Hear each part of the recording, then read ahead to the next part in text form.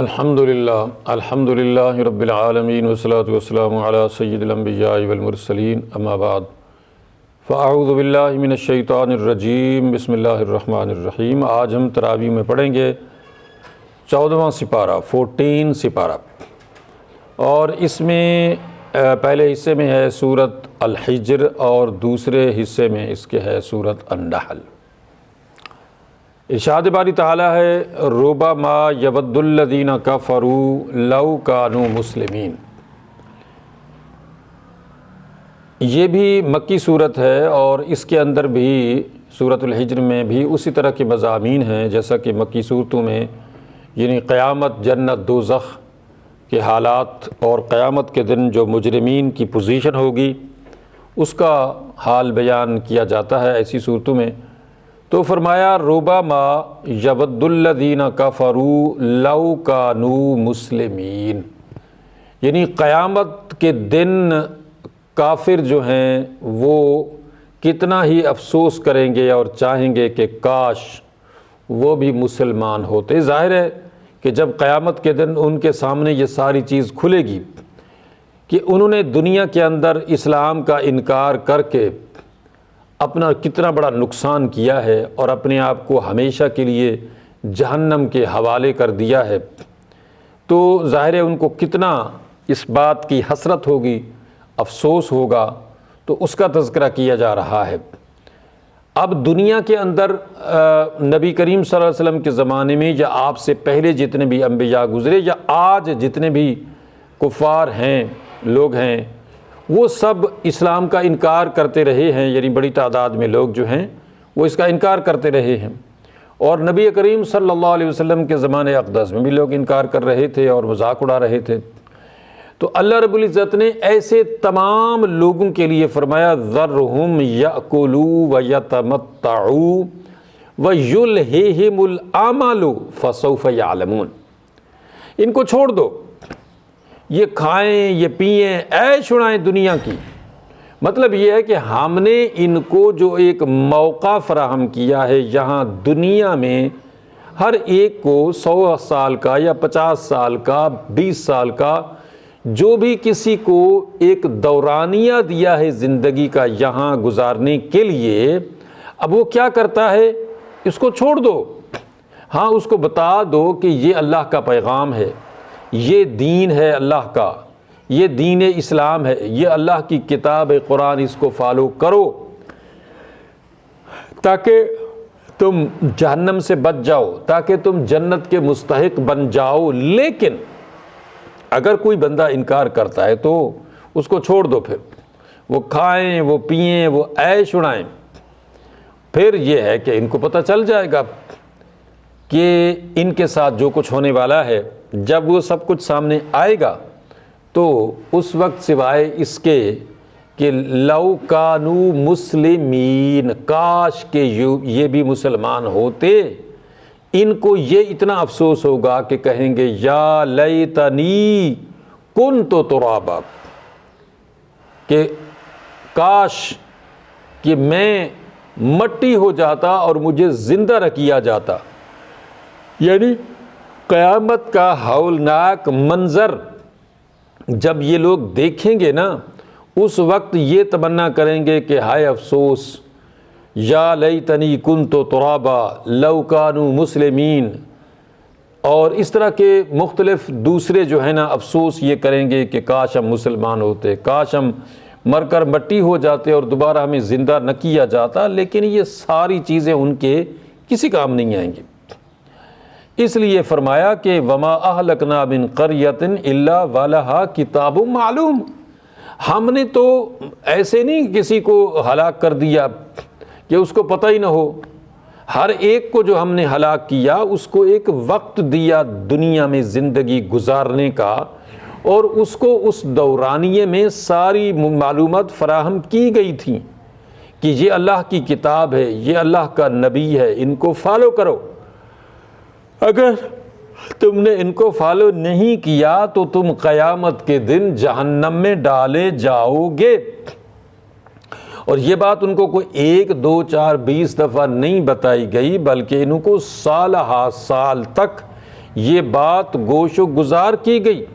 ان کو اچھے طریقے سے بات دن رات سمجھائی گئی، لیکن انہوں نے ہم انکار ہی کیا۔ اور پھر کیا ہوا کہ ما تسبق من امت اجلها وما یستاخرون، اور پھر ہمارا ہمیشہ سے یہ سلسلہ رہا، اللہ فرماتے ہیں کہ ہم نے کبھی بھی کسی کو نہ تو پہلے ہلاک کیا اور نہ بعد میں ہلاک کیا۔ مطلب یہ ہے کہ ہم نے جن جن لوگوں کو بھی موت دی ہے تو ان کا جو ایک مقررہ دورانیہ تھا، وقت تھا زندگی گزارنے کا، اس وقت تک ان کو ہم نے مہلت دی، اور اس دورانیے میں ان کو ہمارے پیغام پہنچائے گئے۔ یہ نہیں ہے کہ اچانک کوئی آیا اور مر گیا اور دنیا سے چلا گیا اور اس کو دنیا کا پتہ ہی نہیں تھا کہ یہاں دنیا میں وہ کیوں پیدا کیا گیا، یہاں کیوں آیا، اس کے ساتھ کیا ہونا ہے۔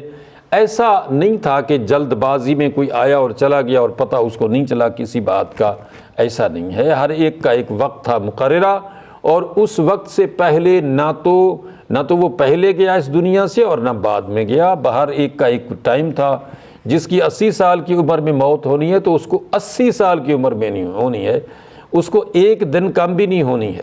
اور اسی طرح سے کم و بیش جس کی بھی یعنی زندگی کا دورانیہ اللہ نے رکھا ہے اس کو اسی میں موت آنی ہے۔ اور پھر اللہ رب العزت نے مختلف اقوام عالم کے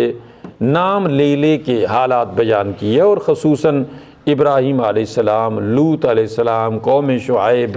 یعنی اجمالی طور پہ بھی مختلف قوموں کا تذکرہ مختلف جگہوں پہ اللہ رب العزت نے بئی طور کیا کہ اللہ رب العزت نے ان ساری اقوام عالم کو وقت دیا تھا اور ان کو ساری معلومات فراہم کی گئی تھیں، لیکن ان لوگوں نے بھی اسی طرح سے انکار کیا تو ہم نے ان کو بھی نشان عبرت بنا کے جہنم رسید کر دیا، جہنم میں پہنچا دیا۔ اور پھر اللہ رب العزت نے ارشاد فرمایا کہ ابراہیم علیہ السلام کے پاس جب فرشتے آئے اور انہوں نے آ کے جب ان کو یہ بتایا کہ بشرناک بالحق فلا تکن من القانتین، کہ ہم آپ کو ایک سچی خوشخبری دے رہے ہیں کہ آپ کو اللہ تعالیٰ اس بڑھاپے کی عمر میں بیٹا عطا فرمائے گا، تو انہوں نے کہا کہ وَمَن يَقْنَطُ مِن رَحْمَتِ رَبِّهِ إِلَّا الضَّالُونَ، میں کب یہ کہتا ہوں کہ اللہ کی رحمت سے مایوس ہونا چاہیے، اللہ کی رحمت سے تو گمراہ لوگ مایوس ہوتے ہیں، لیکن مجھے اس بات کا تعجب ہو رہا ہے کہ اس بڑھاپے کی عمر میں، بالکل جب میری عمر اتنی ہو چکی اور میری جو یعنی زوجہ محترمہ ہے ان کی بھی بہت زیادہ ظاہر عمر ہو چکی تھی، تو ان کو بتایا گیا کہ اللہ تعالیٰ کی مشیت اسی میں ہے، یعنی اللہ تعالیٰ جیسے چاہتا ہے کر گزرتا ہے، اللہ کے لیے یہ چیزیں مشکل یا ناممکن نہیں ہیں، وہ جو چاہتا ہے وہ کر گزرتا ہے۔ اور پھر اللہ رب العزت نے قوم لوط کے اوپر جو عذاب آیا اور ان لوگوں نے جس طریقے سے فرشتوں کے ساتھ بیہیو کیا اس کا بھی تذکرہ موجود ہے۔ اب یہ کہ اللہ رب العزت نے فرشتوں کو خوبصورت انسانی شکل میں بھیجا ان کی آخری آزمائش کرتے ہوئے کہ یہ لوگ کس طریقے سے یعنی اللہ کے نبی کا انکار نہ صرف کرتے رہے ہیں ایک زمانہ یعنی طویل سے، بلکہ اب جب اللہ نے فرشتے بھیجے اور وہ انسانی شکل و صورت میں آئے تھے تو انہوں نے ان کے ساتھ بھی یعنی مس بیہیو کرنے کی کوشش کی اور بدفعلی کے لیے وہ آگے بڑھے، تو اللہ رب العزت نے پھر یہ ان کے اوپر وقت کا جو یعنی عذاب تھا، جو آخری ان کا ٹائم تھا، وہ دکھا دیا کہ یہ لوگ اب سنبھلنے سدھرنے والے ہرگز نہیں تھے، کسی بھی طرح سے ان کے اندر اب کوئی رمق باقی نہیں تھی اس بات کی کہ یہ لوگ توبہ طیب ہو جاتے، یہ اللہ کے عذاب سے ڈر جاتے، ایسا نہیں ہوا۔ ان لوگوں نے جو ہے حد کر دی، پھر اللہ تعالیٰ کی طرف سے وہ جو ایک حد تھی ان کے لیے لمٹ تھی، وہ جب کراس ہو گئی پھر اللہ تعالیٰ نے ان کو صفحہ ہستی سے مٹا دیا۔ اور اس کے بعد اللہ رب العزت نے سورۃ النحل کے اندر ارشاد فرمایا کہ دیکھو ہم نے تمہارے لیے دنیا کے اندر بے شمار نعمتیں پیدا کی ہیں، یہ آسمان، یہ زمین، یہ سمندر، یہ پہاڑ، یہ سورج، یہ چاند، یہ ستارے، یہ روشنی، یہ ہوائیں، یہ فضائیں، یہ موسم، یہ بارشیں اور زمین کی تہوں میں چھپے خزانے، یہ سارا کچھ تمہارے لیے ہے۔ اور اسی طرح سے بہت سارے جانور ہم نے تمہارے لیے مال برداری کے لیے، اور اسی طرح دودھ کے لیے، اسی طرح تمہارے لباس کے لیے، اور اس طرح سے بے شمار فوائد کی چیزیں تمہارے لیے ہم نے تخلیق کی ہیں، تاکہ تم اپنے رب کو پہچانو کہ جس نے تمہیں پیدا کیا اور تمہارے لیے یہ نعمتیں تخلیق کی ہیں اور تمہیں عطا کی ہیں۔ والخیل والبغال والحمیر لترکبوها وزینہ، اللہ نے تمہارے لیے دیکھتے نہیں ہو گھوڑے بنائے، خچر بنائے، گدھے بنائے، ان سے تم سواریاں کرتے ہو، اور ان سے تمہارے بہت سارے دیگر بھی بہت سارے کام ہیں، ان سے مال برداری کا کام لیتے ہو۔ لیکن صرف یہی نہیں کہ یہ جانور ہی تمہارے لیے اللہ نے بنائی ہے، بلکہ وَيَخْلُقُ مَا لَا تَعْلَمُونَ، یعنی میں نے تمہارے لیے زمین اور آسمان میں بے شمار نعمتیں بھری ہوئی ہیں تمہارے لیے، اور تمہارے دماغ میں نے ایسا کمپیوٹر فٹ کیا ہے کہ اس کے ذریعے سے تم کام لے کے اس زمین کی تہوں میں چھپے خزانوں کو نکال کے استعمال کر سکتے ہو۔ چنانچہ آج انسان زمین کی تہوں میں چھپے بے شمار نیچرل ریسورسز، معدنیات، پیٹرولیم کی مصنوعات، گیسز اور اس طرح کی جو چیزیں ہیں ان کو نکال کے جناب ہواؤں میں اڑ رہا ہے، گہرے سمندروں کے اندر غوطے لگا رہا ہے، اور اس کے اوپر تیر رہا ہے اور ہوا میں اڑ رہا ہے۔ تو یہ سارا کیا ہے؟ یہ ہے وَيَخْلُقُ مَا لَا تَعْلَمُونَ، یعنی میں تمہارے لیے وہ کچھ بنانے والا ہوں جو ابھی تمہیں پتہ نہیں ہے۔ چنانچہ جب قرآن نازل ہو رہا تھا، اگر اس وقت ہوائی جہاز کا ذکر کیا جاتا یا بحری جہاز اتنے بڑے کا کئی منزلہ اس کا ذکر کیا جاتا تو لوگ کبھی بھی یقین نہیں کر سکتے تھے، کیونکہ اس ٹائم ان کی سوچ کا جو یعنی پیمانہ تھا وہ بہت محدود تھا۔ لیکن جوں انسان نے اپنے اسی کمپیوٹر کو، اسی سوچ کو جو اللہ نے پہلے سے اس کے ذہن میں فٹ کی ہوئی ہیں چیزیں، یا اس کو دماغ دیا ہوا ہے، اس کو مزید استعمال کیا تو اللہ کی طرف سے اس پر مزید جو پوشیدہ راز تھے وہ کھلے، اور انسان نے سمندروں کی گہرائیوں سے اپنے لیے بے شمار خزانے نکالے، زمین کی گہرائیوں سے بے شمار خزانے اپنی سہولت کے لیے نکالے، حالانکہ یہ سارے خزانے اللہ نے پہلے سے پیدا کیے ہوئے تھے،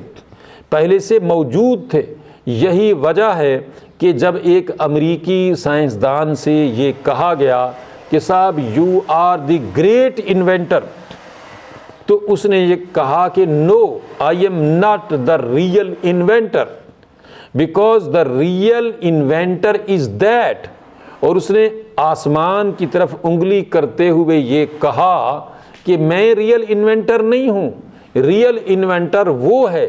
ہم تو ڈسکوری کرتے ہیں کہ جو انوینشن خدا نے کی ہے، گاڈ نے کی ہے، اللہ نے کی ہے، ہم ان کو تلاش کرتے ہیں، باقی یہ چیزیں تو پہلے سے کریٹڈ ہیں گاڈ کی طرف سے، اور یہ گاڈ گفٹڈ ہے، ہمارا کام ہے ان کو تلاش کرنا اور کام میں لانا۔ اللہ تعالیٰ سمجھنے عمل کرنے کی توفیق عطا فرمائے۔ وآخر دعوانا ان الحمد للہ رب العالمین۔